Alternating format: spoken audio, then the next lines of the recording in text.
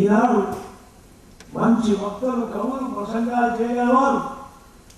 వాళ్ళంతా ఏదో నన్ను ముందు నెడితే సరిపోయింది నెట్టారు ఈ భారతి గారు. కనుక ఎంతో ఓలలాడించగలిగిన వాళ్ళు అట్లా పెట్టి ముసలి చూద్దామని ముసలి కాదురా ఇది మొసలి లేదు. కనుక ఏదో సరే పర్వాలేదు, ప్రేమగా ఆదరంగా పిలిచారు. ఈ చక్కని సమావేశం ఎంతో ఆనందదాయకంగా ఉంది. నిజంగా చాలా సంతోషపడ్డా. చక్కని పిల్లలు మంచి శారీరంతో గమ్మగా మాతృస్వరూపం యొక్క వైభవాన్ని చక్కని కవీశ్వరుడు రాసినటువంటి పాటల్ని పాడి వినిపించారు. బ్రహ్మానందమైంది. ఇప్పుడు తర్వాత కూడా మళ్ళీ ఉందనుకుంటా సంగీతం. కనుక ఇటువంటి చక్కని కార్యకలాపంతో ఏడాదికి ఒకసారి కేవలం ఆ మాతృస్వరూప మాతృదేవో భవ పేరులోనే అందం ఉందండి. ఇక్కడ మాతృ వందన, వందనానికి నమస్కారానికి చాలా తేడా ఉంది. నమస్కారం ప్రస్తుత తిరస్కారం కూడా ఉంది. వస్తే పురస్కారం, లేకపోతే తిరస్కారం.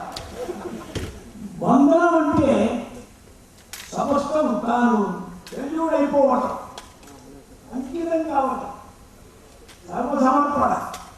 అటువంటి వరుడు ఇక్కడ మాతృ వందనం అని పెట్టడంలో చాలా వైభవంగా ఉంది. ఎంతో సంతోషంగా ఉంది. ఎంతో ఉత్సాహమైనటువంటి కార్యక్రమం. ఇది బాగా వైభవంగా జరగాలని, దీన్ని బట్టి మనమంతా బాగా తెలుసుకోవాలని, ఆచరణలో పెట్టాలని మా అమ్మగారు నా సంగతి చెప్తున్నా. 2 మాటలు. ఆదిత్య ఉదయం పారాయణ చేసి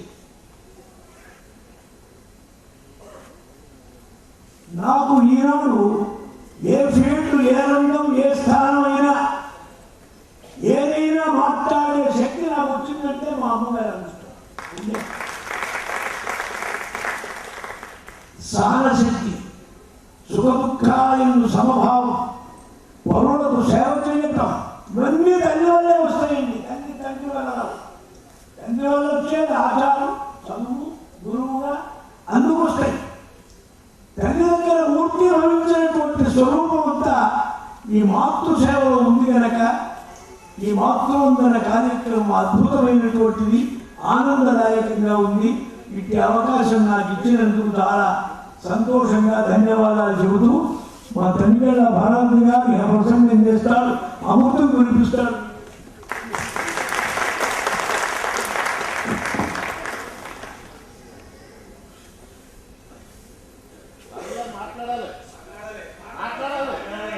భారతీయ సంస్కృతి పరిరక్షణ వశిష్ఠులు, వేదిక విశిష్టులు మల్లాది వారి అర్థవంతమైన సందేశం ఈ ఆనందదాయకమైన సందర్భానికి మరింత వన్నె కూర్చుంది.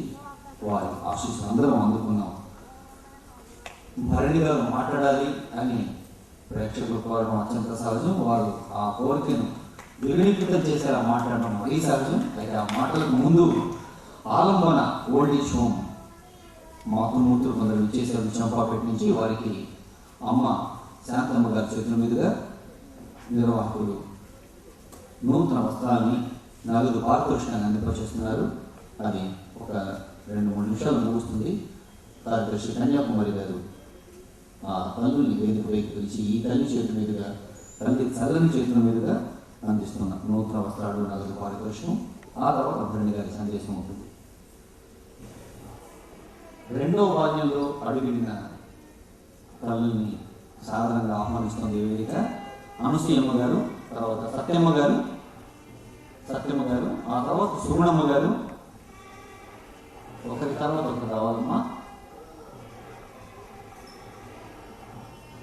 సీతమ్మ గారు, లక్ష్మమ్మ గారు, గీతమ్మ, లీల, సత్యమ్మ, నరసమ్మ. వీరు ఆలంబన అనే వృద్ధాశ్రమంలో వారికి అమ్మ అందిస్తోంది నూతన వస్త్రాన్ని, పారితోషికాన్ని.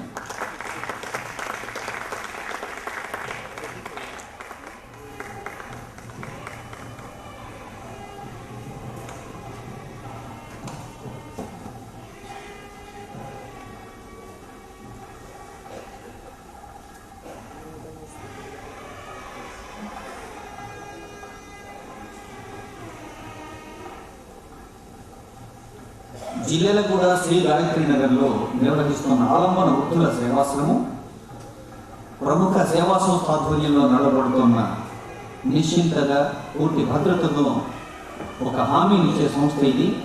అంకిత భావం ఉన్న యాజమాన్యం, సేవాభావం ఉన్న సిబ్బంది, శాఖాహార భోజనం, డాక్టర్ల పర్యవేక్షణ ఇందులో ఉంది. ప్రపంచంలో అన్నిటికన్నా విలువైంది మళ్ళీ తిరిగి రాని కాలం అని, అలాంటి భవిష్యత్తు గురించి భయపడకండి. నలుగురికి సహాయం చేయగలగటం అమృత యోగం, నలుగురి మీద ఆధారపడి జీవించడం మృతయోగం అంటున్నారు ఈ నిర్వాహకులు.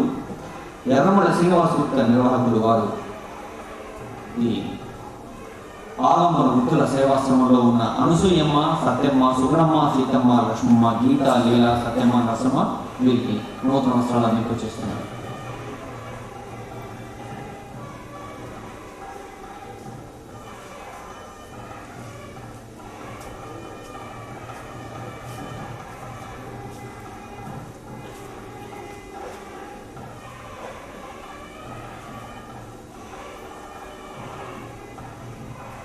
ఆలంబన వృద్ధుల సేవలో ముందుంటుంది అని తెలియజేస్తున్న నిర్వాహకులు.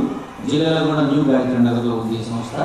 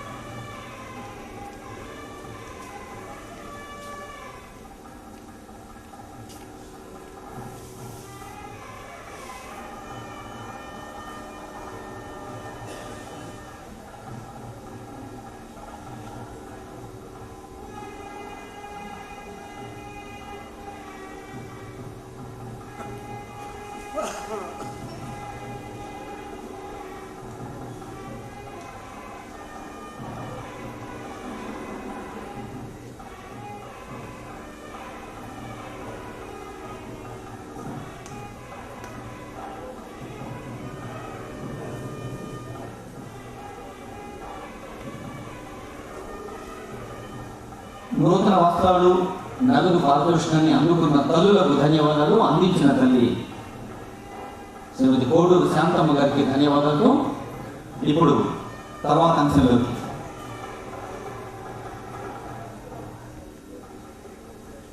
మనం వేదికపైకి పిలుచుకుంటున్నప్పుడే చెప్పాం, దానికన్నా భరణి గారి విలక్షణ నటన ప్రతిభను, అటు విలని ఇటు కామెడీ, క్యారెక్టర్ యాక్టర్ అన్ని కలగలిపిన త్రివేణి సంగమ సాత్వికవేత్త జనులితుల వారు వారి కావ్యంలో రాశారు, వాక్ సంపత్తిని వత్తి చేయుచు రస వ్యాపార దీపంబుతో అని. అలా వాక్ సంపత్తి అనేక ప్రయోగాత్మక నాటకాల నుంచి మరి సినిమాల్లోకి వచ్చి అటు కమర్షియల్గా అద్భుతమైన సక్సెస్ సాధించి సమాజం పట్ల తనలోని నిద్రాణంగా ఉన్న ఒక వ్యక్తిని, శక్తిని మళ్ళీ మేలుకొల్పి ఒక గ్రహణంతో, ఒక శిరాతో, ఒక కీతో అటు టెర్రరిజం, ఆత్మహత్యని నిరోధించడం, నివారించడం ఇలాంటి అనేక సామాజిక స్పందనాత్మక ప్రయోగశీలిగా, ప్రభావశాలిగా సాగుతున్న దానికి భరణి గారి మాటలకు స్వాగతం.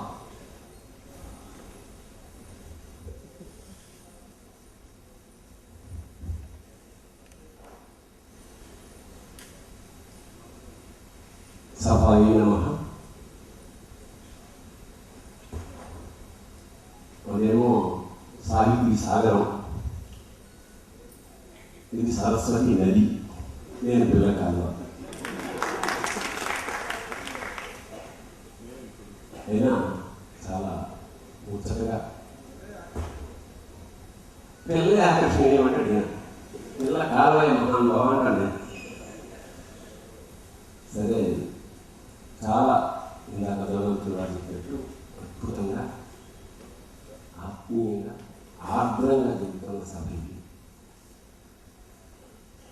ఈ సందర్భంలో వరప్రసాద్ గారు ఒక అనౌన్స్మెంట్ ఏం చేయమన్నారంటే, రక్ష ఇంటర్నేషనల్, పూర్వం వృక్షో రక్షతి రక్షిత అని, ఇప్పుడు రక్షో రక్షతి రక్షిత, రక్షించుకుంటే మనం రక్షించబడతాం. రక్ష భవిష్యత్తులో చేసే ఈ కార్యక్రమాన్ని ప్రతి సంవత్సరం వరప్రసాద్ రెడ్డి గారు స్పాన్సర్ చేస్తూ ఉంటారు. ఎంతో మంది తల్లులు అందరినీ పూజించుకోవచ్చు ప్రతి సంవత్సరం అన్నది ఆయన ఉద్దేశం.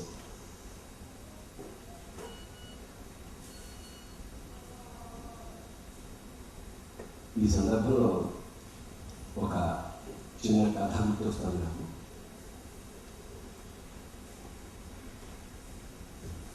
మూడు పిల్లల దెబ్బలాడుకుంటా.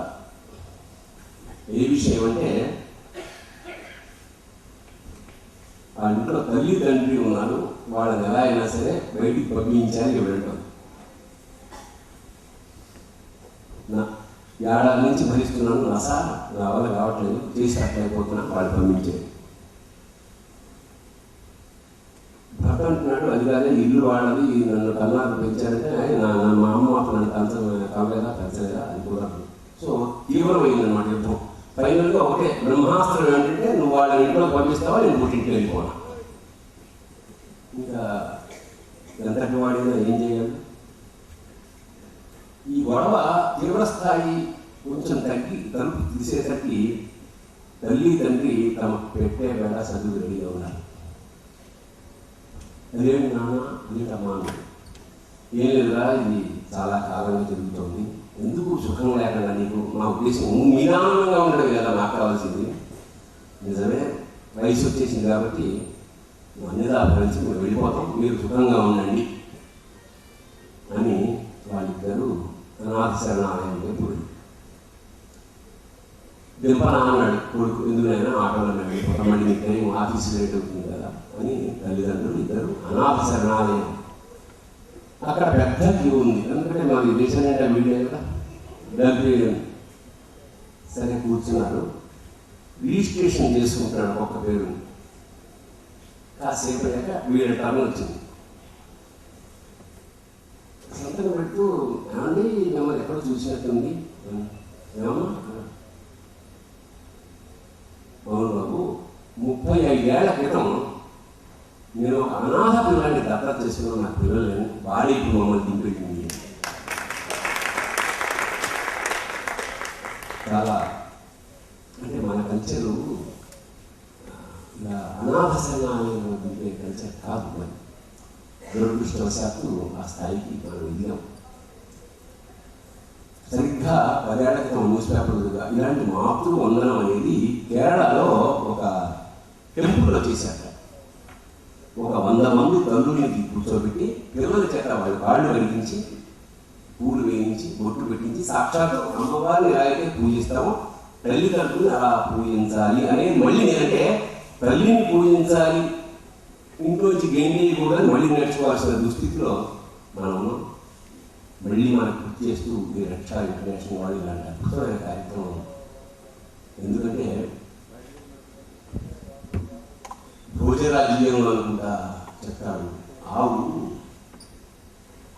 పులి అటాక్ చేస్తుంది, ఆవు చంపబోతుంటే లేదు, చిన్న లేగదోడు ఉంది, దానికి భారీ చేసి మళ్ళీ వస్తాను అంటుంది. అంటే ఇక్కడ గోసంబంధమైన వ్యవహారం కాదు కాబట్టి మాకు